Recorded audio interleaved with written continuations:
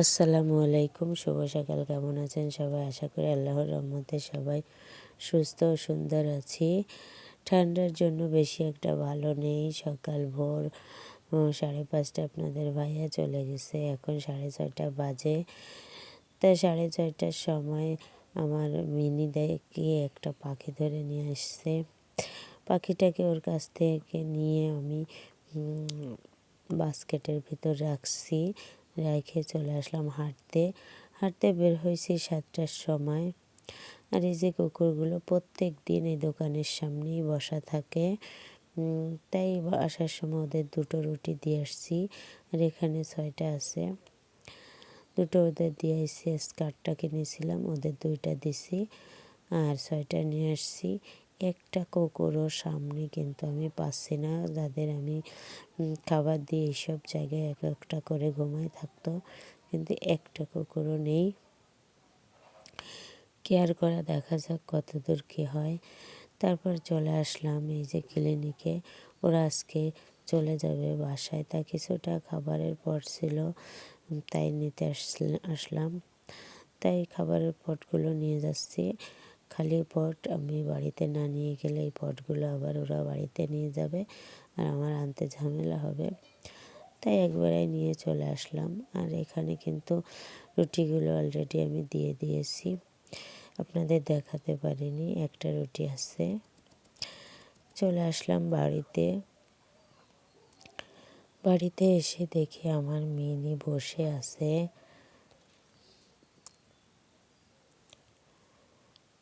দেখেন আমার মিনি কিভাবে বসে আছে, এই যে। তো আপনারা যারা আমার ভিডিওটা দেখা শুরু করেছেন, অবশ্যই একটা লাইক দিয়ে ভিডিওটা দেখা শুরু করবেন। আপনার একটা লাইক আমাকে অনেক দূর এগিয়ে নিয়ে যেতে সাহায্য করবে, প্লিজ। আর আপনারই মতো কারো কাছে পৌঁছিয়ে দেবে। আর বেশি ভালো লাগলে অবশ্যই সাবস্ক্রাইব করে আপনি আমার পাশে থাকতে পারেন। আমার এই নিত্য নতুন ভিডিওগুলো আপনি দেখতে পারবেন। তারপরে চলে আসলাম বাড়িতে। বাড়িতে এসে ওদের কিছু খাবার দিয়েছি অফ ক্যামেরায়, এই যে। তারপরে ঠান্ডা, ওরা কিন্তু আমাকে কাজ করতে দিতে চাচ্ছে না। ওরে কোলে নিয়েই বসতে হবে, না হলে কম্বলের ভিতর থাকবে। তাই কাজগুলো ফাঁকে ফাঁকে করে নিচ্ছি। আর ও আমার সঙ্গে দুষ্টুমি করতেছে, কোলের ভিতর থাকবে আর বসবে। তাই যে কোলের ভিতর আছে আর আমি কিন্তু কাজ করতেছি। ঠান্ডার জন্য এরকম করতেছে।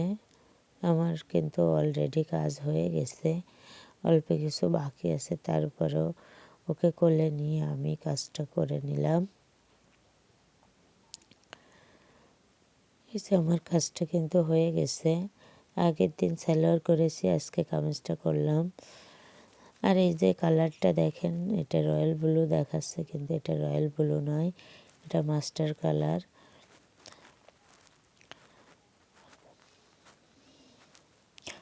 আমার এই সেলাই মেশিনটা অনেক পুরনো।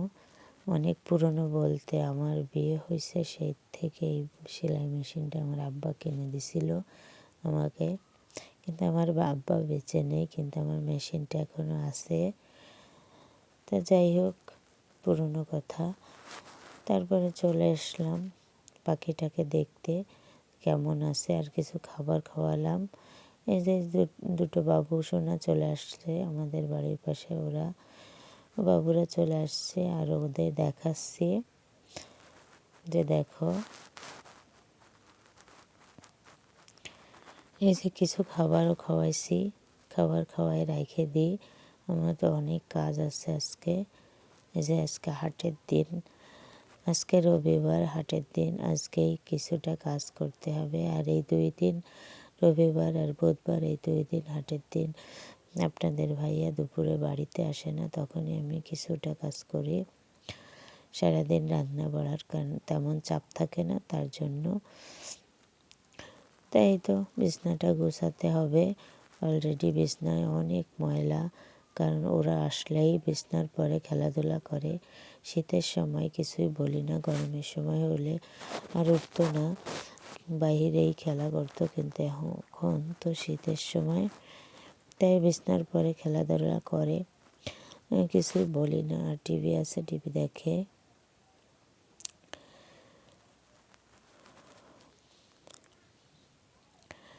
বিছনাটা এমন ময়লা হয়েছে তার বলি না, বিছনাটা পাল্টাতে হবে।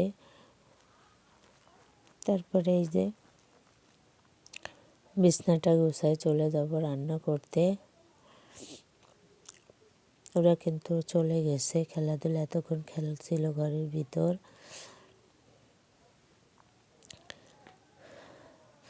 আমি ফাঁকে অনেকগুলো কাজ করে নিয়েছি, কিন্তু সব কিছু তো ক্যামেরায় দেখানো সম্ভব না। এত ঠান্ডা বাইরে, তা বলেও বোঝাতে পারবো না। সব জায়গায় কেমনই ঠান্ডা পড়েছে নাকি বুঝি না, নাকি আমাদের এইখানেই শুধু। আর এই ঠান্ডায় আপনাদের ভাই এত দোকানে অনেক কষ্ট হচ্ছে, কি আর করা, সারাদিন দোকানদারি তো করতেই হবে, এটাই আমাদের রুজি রোজগারের জায়গা। তো যাই হোক, তারপরে রান্না বাড়া গুছায় চলে আসলাম, তরকারি কুটেরও চলে আসলাম রান্না করতে।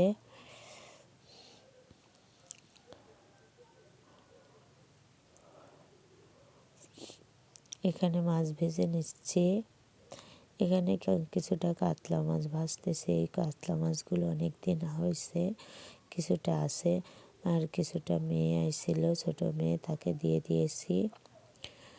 ওই যে দাওয়াত খেতে আসছিল ছোট মেয়ে, তারপরে ওকে দিয়ে দিয়েছি।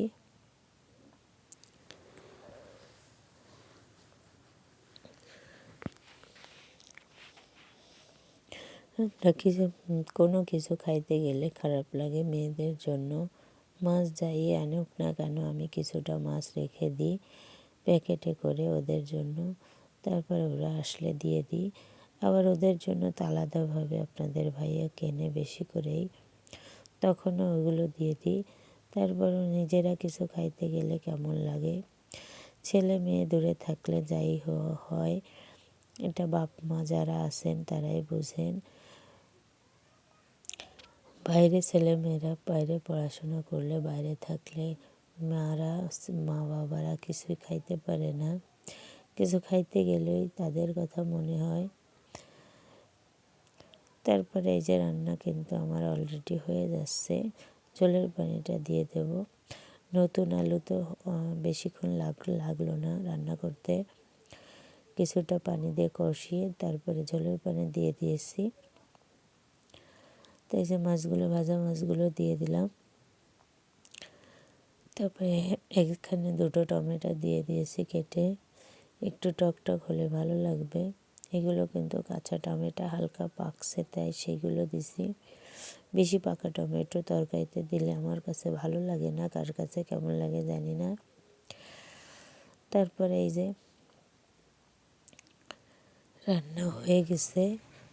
এখন আমার মিনি কিন্তু আমি খুঁজে পাচ্ছি না, মিষ্টিকে পাইছি কিন্তু মিনিকে পাচ্ছি না। ওদের নিয়ে খাবার দেব আর কম্বলের ভিতর ঢুকবো, শুয়ে থাকবো, কী করবো কিছুই করার নেই। এত ঠান্ডা বাইরে বের হওয়া যাবে না। কেন এখানে? এই যে আমার মিনি এখানে বসে আছে। এখানে কেন? কত ঘরে জায়গা রয়েছে না? জায়গা রয়েছে না তোমার? আচ্ছা আচ্ছা আমার কল যে এখানে কেন? ওই এখানে কেন? ধন্যবাদ সবাইকে। এখানে কেন? আছেন